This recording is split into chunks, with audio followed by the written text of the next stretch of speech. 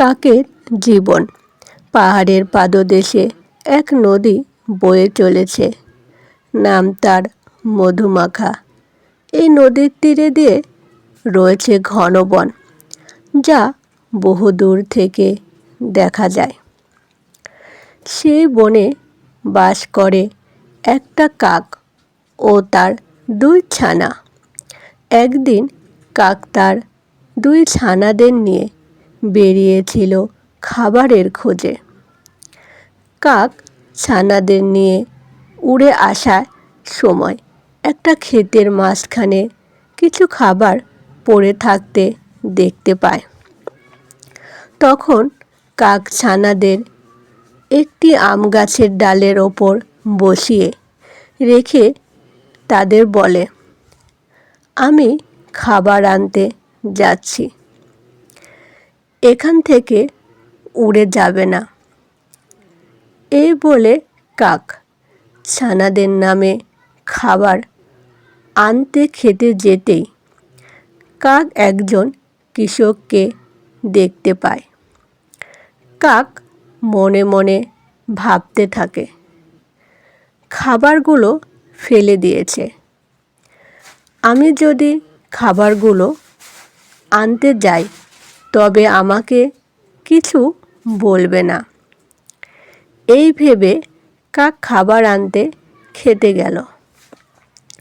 তখনই কৃষক একটি তীর ধনুক থেকে তীর মারে কাকের দিকে। কাক কৃষকের দিকে নীরবে তাকিয়ে উড়ে যায়। মনে মনে ভাবতে থাকে, আমি ওদের কি ক্ষতি করলাম যে ও আমায় মারতে চাইছে। কাক যখন ফিরে আসে তখন ছানারা বলে ওঠে, মা মা খাবার কই? মা বলে, এই নাও খাবার, এই ফলগুলো এখন খাও। ছানাদের নিয়ে ফিরে আসার সময় ভাবে, এভাবে আর কতদিন? মানুষ আরও হিংস্রতাপ্রবণ হয়ে উঠেছে। কাক ছানাদের নিয়ে ঘরে ফিরে আসে। ছানারা মাকে বলে, মা এই বনের কে আমাদের বেশি ভালোবাসে? মা মুচকি হেসে বললেন, সবাই ভালোবাসে বাবা, এবার ঘুমিয়ে পড়ো। ছানারা ঘুমিয়ে পড়লে কাক সেখান থেকে উড়ে গিয়ে গাছের ডালে বসে। গাছ বলে, কি হয়েছে কাক? কাক বলে, গাছ ভাই, ছানাদের মনে অনেক প্রশ্ন আমার জীবন নিয়ে।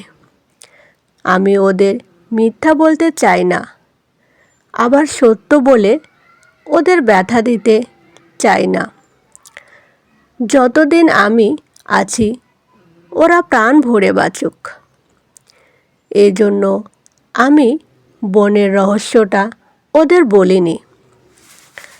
গাছ ভাই, তুমি অজানা নও আমার জীবনটা কেমন। আমি দেখতে কালো বলে আমাকে কেউ পছন্দ করে না। কা কা বলে ডাকি বলে অন্য পাখিরা বলে, তুমি এই সুরে আর গান গেও না। সবাই বিরক্ত হয়। এই বলে কাক কাঁদে। গাছ বলে, কান্না করে কি হবে, এটাই জীবন। তুমি আমার বন্ধু। নদী বলে, তুমি আমার উপর দিয়ে ভেসে যাওয়া পশুর মৃতদেহ খাও, তাতে আমার অনেক উপকার হয়। কাক হেসে বলে, আমাকে সান্ত্বনা দিচ্ছ নদী? নদী বলে, না। নদী যখন ছন্দ থাকে তখন সবাই তাকে দেখতে আসে, কিন্তু নদী যখন ভরাট হয়ে যায় তখন কেউ আর নদীর কাছে ফিরে আসে না। কাক বুঝতে পারে জীবনের সাথে আজ লাভ ক্ষতি মিলে গেছে। জীবন আজ লাভ যেখানে বেশি সেখানে ছুটে চলে। এই বলে কাক ছানাদের কাছে ফিরে আসে। ছানারা দিন দিন বড় হতে থাকে। ছানারা আজ বুঝতে শিখে গেছে জীবন মানে কি। এখন ছানারা তাদের মাকে আগলে রাখে। তারা জানে বনে বাঁচতে হলে যুদ্ধ করে বাঁচতে হয়। এভাবে এগিয়ে যাচ্ছে কাক ও ছানাদের জীবন। জীবন মানে শুধু হাসি ও কান্না, দুই বন্ধু যারা একজন আজ আসলে কাল আরেকজন আসবেই, এটাই জীবন। ছানারা এই বলে উড়ে গিয়ে একটি ফুল গাছের ডালে বসে। মনে মনে ভাবতে থাকে, আমাদের কি সবাই বেশি কষ্ট দেয় ও কাঁদায়? হঠাৎ ছানারা দেখতে পায় ফুল গাছ কাঁদছে। কাক ছানারা বলে ওঠে, ও ফুল গাছ ভাই, তুমি কাঁদছো কেন? ফুল বলে, একজন লোক আমার ডাল ভেঙেছে, ও আমার গায়ে বাকলে লোহা মেরেছে। এখন কি ব্যথা করছে কাক ভাই?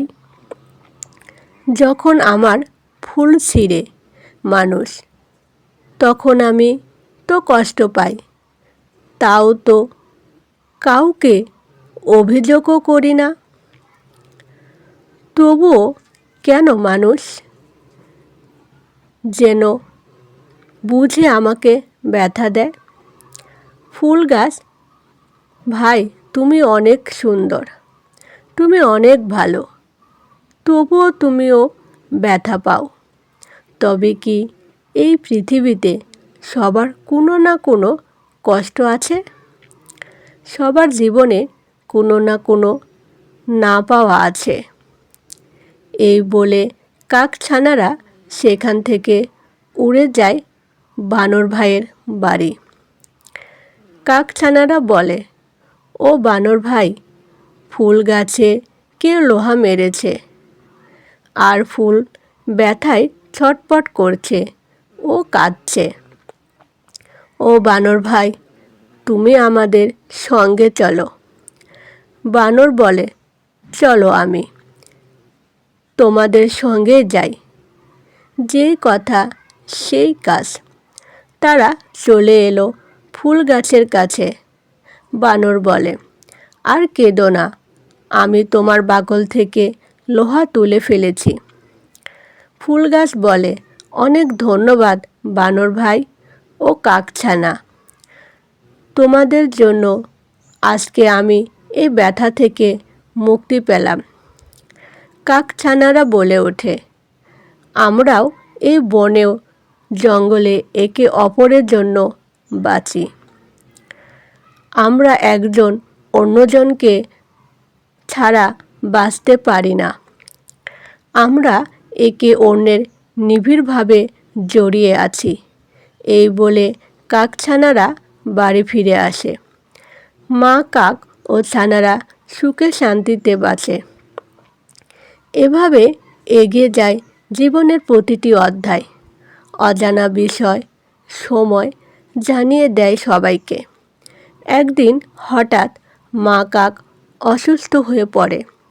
সে তার দুই ছানাদের বলে, তোমরা এখন অনেক বড় হয়েছ, তাই তোমাদের যে কথা আজ বলবো তা মনোযোগ দিয়ে শুনবে ও বুঝবে। একদম কাঁদবে না। আমার সময় নেই, আমাকে যেতে হবে। তোরা সব সময় একটা কথা মনে রাখবি যে একসঙ্গে থাকলে সব কিছুর সাথে লড়াই করা যায়, কাজ করা এবং জীবনের প্রতিটি পথ অতিক্রম করতে কোনো বাধাকে বাধা মনে হয় না। তাই তোমরা সব সময় একে অপরের জন্য বেঁচো। কখনো জীবনে লোভে পড়ে একে অপরের থেকে আলাদা হবে না। লোভ মানে বিপদ, এই বলে মা কাক আর কথা বলে না। ছানারা আজকে আর কাঁদতে পারে না। একে অপরের দিকে নীরবে তাকিয়ে তারা ভাবে, আজ বুঝি আমাদের মার ছুটি হলো। মা, আজকে তুমি ঘুমাও। আজ থেকে আমি তোমার সব কিছু দেখে রাখবো মা। আজ থেকে আমাদের আর কেউ জিজ্ঞেস করবে না।